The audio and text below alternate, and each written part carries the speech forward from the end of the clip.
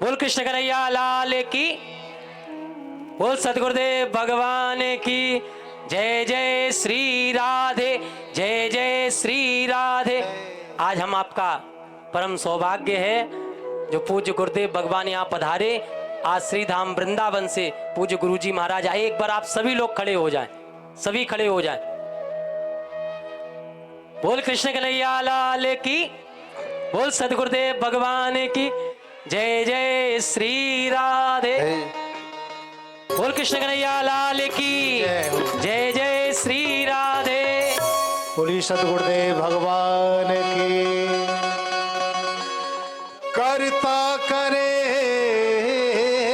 न कर सके, आज गुरु किए सब होए। सात दीप नौखंड में गुरु से बड़ा न को। किस तरह परम कृपा है। मैंने आपको पहले भी बताया, ठाकुर जी की दो कृपा होती हैं। एक तो कृपा होती है जो सब पर है, जीव जंतु सब पर है, लेकिन हमारे आपके ऊपर अतिशय कृपा है जो हमको आपको ऐसा सौभाग्य प्राप्त हुआ। आज हमारी ये 59वीं कथा है और ठाकुर जी की ऐसी कृपा कि पूज्य गुरुदेव भगवान, आज हमारे गुरुदेव भगवान पहली बार हमारी कथा में पधारे हैं। एक बार आप लोग जोरदार तालियों से स्वागत कीजिए। बोल सतगुरुदेव भगवान की जय हो। और मैं महाराज जी के चरणों में निवेदन करता हूँ कि 2 मिनट अपनी वाणी से कुछ हम सबको आशीर्वाद प्रदान करें। पूज्य गुरुदेव। कृष्णाय वासुदेवाय हरये परमात्मने प्रणतक्लेशनाशाय गोविन्दाय नमो नमः।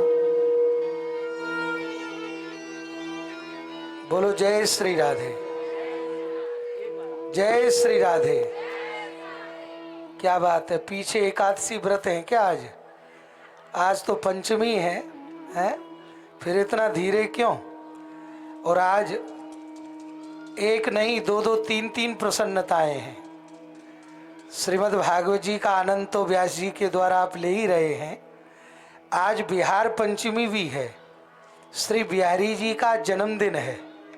हाँ, आज के दिन ही श्री हरिदास जी ने बांके बिहारी जी को प्रकट किया था। दूसरी प्रसन्नता है, आज सीताराम विवाह महोत्सव है।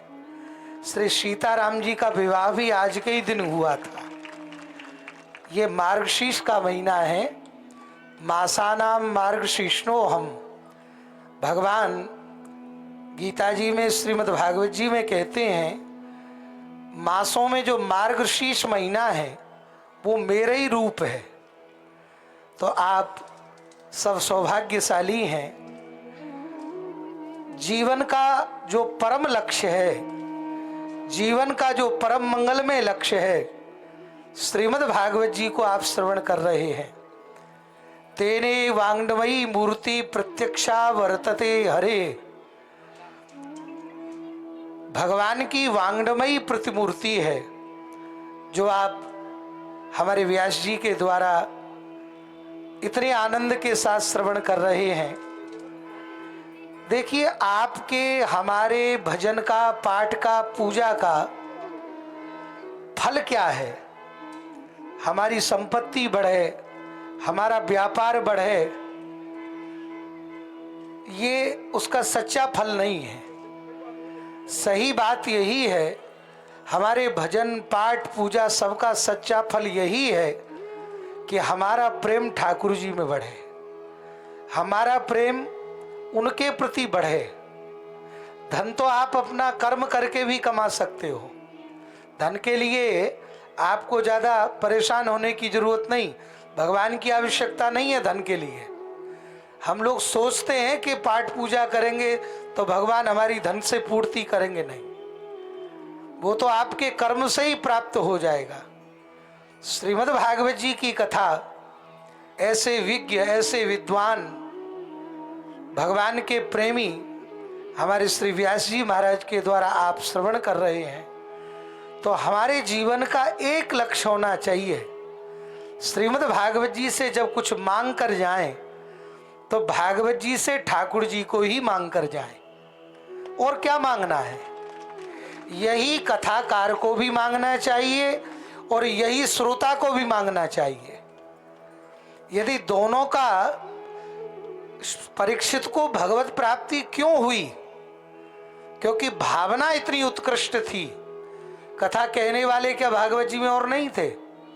नारद जी भी थे, सूत जी भी थे, बहुत थे, पर सबसे ऊपर भागवत जी में सुखदेव और परीक्षित का ही नाम क्यों लिया जाता है?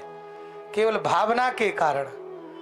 क्योंकि उन्हें भगवान से कुछ स्वार्थ नहीं जोड़ा, उन्होंने केवल भगवान से भगवान को ही मांगा। जो भगवान को प्रिय लगे वो हमारा प्रिय है। सीधी बात यही है। यदि मूल नुकसान नहीं होगा, आप चिंता मत करो। हमें लगेगा कि बताओ भजन पाठ पूजा की और मांगे भगवान को, नहीं। अरे भगवान मिलेंगे तो सब सिद्धि तो अपने आप मिल जाएंगी। हम लोग छोटी मोटी चीज मांग मांग करके ही अपने भजन को नष्ट कर देते हैं। सच्ची बात यही है। भगवान तो आपके पास में आना चाहते हैं, पर जब भजन एकत्रित होता है तभी कुछ ना कुछ मांग बैठते हैं। तो ठाकुर जी सोचते हैं कि पहले इसको दे दूं, बाद में देखा जाएगा दर्शन के लिए। तो सच्ची बात यही है। आप श्रीमद् भागवत जी में विराजमान हैं। आज द्वितीय दिवस है व्यास जी? हाँ, द्वितीय दिवस है।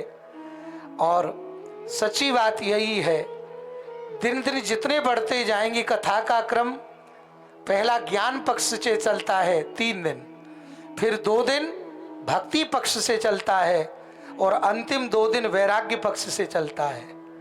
तो जिस जिसको जो प्रिय हो, हाँ, तो प्रिय तो मांगना किससे है? किशोरी जू से, ठाकुर जी से भी नहीं। ये तो छलिया है, जब चाहे जब भग जाएगो। हाँ, या को भरोसा थोड़ी है। तो श्री जी से मांगो। तो आप कहेंगे भागवत जी में तो राधा जी का नाम है ही नहीं। अरे भाई, सुखदेव जी की गुरु है श्री राधा।